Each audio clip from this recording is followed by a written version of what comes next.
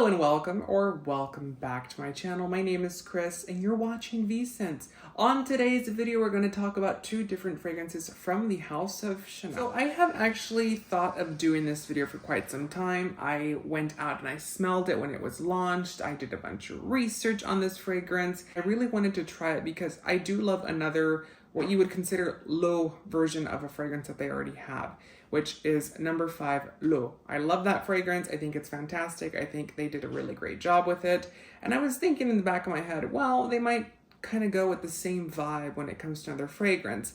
And they did. So the two fragrances that we're comparing today are going to be Gabrielle Eau de Parfum and Gabrielle L'Eau. So this is exciting for me because I really do, well, but first and foremost, I just want to let you know I don't have a full-size bottle here. I do have a vial that was sent to me to test this fragrance out, and I actually got sent a couple of them, so I have been able to test out the fragrance and see how it wears, to see how it projects, to see the longevity and all that good stuff, and it's good. I'm actually surprised that it's that good being a L'Eau edition, because typically they're going to be a little bit weaker, a little bit more, I don't want to say watered down, but they're not going to be as potent and long lasting as an Eau de Parfum. First and foremost, the first one to be launched was in 2017, which is Gabrielle Eau de Parfum.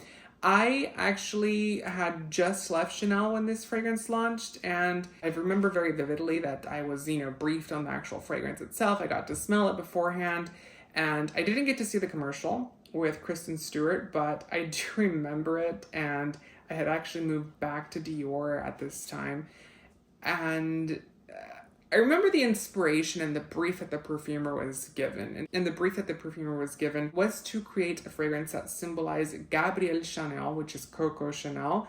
Before the fame, before the fortune, before the success, she was an orphan, and she grew up in the Abbey of Aubergine, which was an orphanage in France. And the thing about that is, it's a very peculiar type of smell that this fragrance is giving. It does give you innocence, it does give you liveliness, but there's a sadness to this fragrance as well. Although it's going to have its vibrant citric notes with the musky elements in it, which kind of sparkle like any other Chanel fragrance, this fragrance does have a sad undertone to it.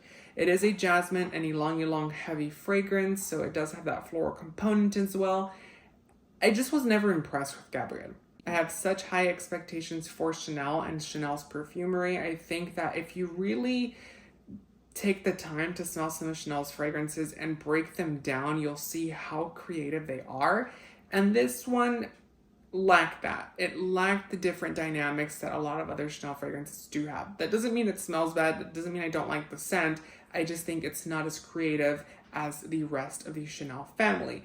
Now, with that being said, we do get a new addition here in 2024, which is going to be Gabrielle L'Eau. This is not the first flanker for this fragrance. They do have another one, which I think is called Gabrielle the Essence or Essence or whatever it's called. I didn't really care for that one either.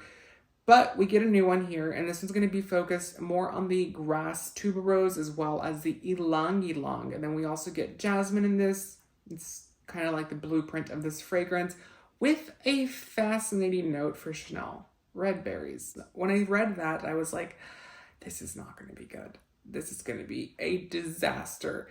And I actually started to smell the fragrance. I got to test it out. I got to wear it, and I was like, this really works. It makes it kind of happy, if you will. Unlike the original, the Eau de Parfum, it does have a vibrancy and a kind of lighter spirit overall. What I love about it is that they didn't really focus a lot on jasmine. It is a note you can still trace in this fragrance. It is a note that is still very prevalent.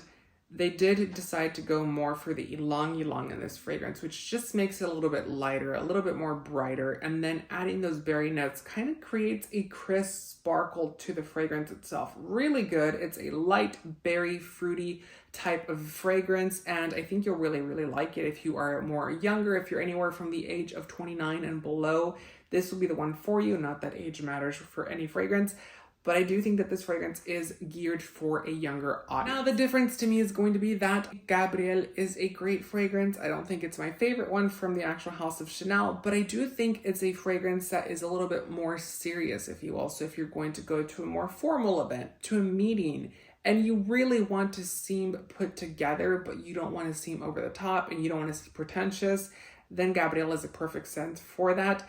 If you want something that's going to kind of have that same vibe, but be a little bit more free-spirited and a little bit more lighthearted, then L'Eau is the one for you. Which one would I recommend for you? Personally, I like L'Eau better because it doesn't have that sad undertone of Gabrielle. That's not Gabrielle's fault or this fragrance's fault. That is because of the story that the perfume is actually meant to tell, which was her growing up in an orphanage. Gabrielle L'Eau kind of still has that same blueprint, that same baseline of a fragrance, but it changes a little bit. It's a little bit lighter, it's a little bit easier going, and I do think it's a nicer scent overall. Now, when it came to longevity and performance, I will say that the Gabrielle L'Eau did perform pretty well. It actually performed similar, if not the same as Gabrielle. Now, do understand that my bottle, this one here, is a launch bottle. It was given to me right before it launched whenever I left Chanel. So this is an old bottle. It's like the first batches that were created for these fragrances. And I do have to say that this one has pretty good longevity. Not my favorite fragrance again, but it does have good longevity. And Gabrielle L'Eau also does have good longevity. And I really do like it. I do think that Olivier Repolge, which is a perfumer for both of these fragrances, did a fantastic job with the L'Eau editions. Let me know down in the comments what you think of these two fragrances. Which one would you pick? Which one is your favorite? Have you smelled both of them? Don't forget to let me know all of that down below in the comments. Also, make sure to give the video a thumbs up and subscribe for more fragrance related content. I love you guys. I hope to see you in the next video. Until then, take care.